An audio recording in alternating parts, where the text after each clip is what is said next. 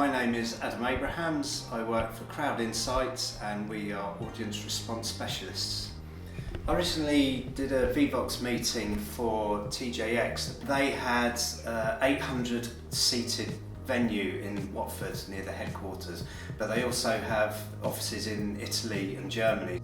Previously to Vevox, they had used keypads, which is fine for the people there in the Watford venue, but it didn't allow for the people in the European offices to join in, so they were excluded from participating in that respect.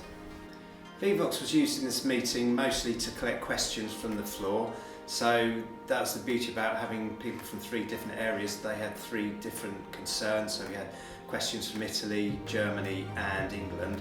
And the questions came flying in. I think by the end of the event we had 70 questions for the presenter to choose from. We used the polling feature, which went really well, and also what I really enjoyed working was the word cloud.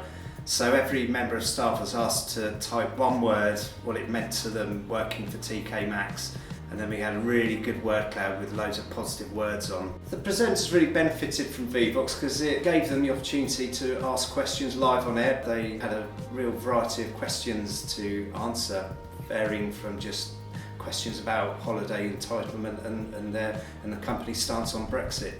One of the good things about Vevox is all the data that's collected throughout the meeting is stored. All those questions were then taken away for post-event analysis. I think this particular client will definitely be using Vevox again. They've recently booked me for the 3rd meeting using Vevox, and they actually said they want to use it more and engage the audience more than they have done in the last 2, so that's great news for me.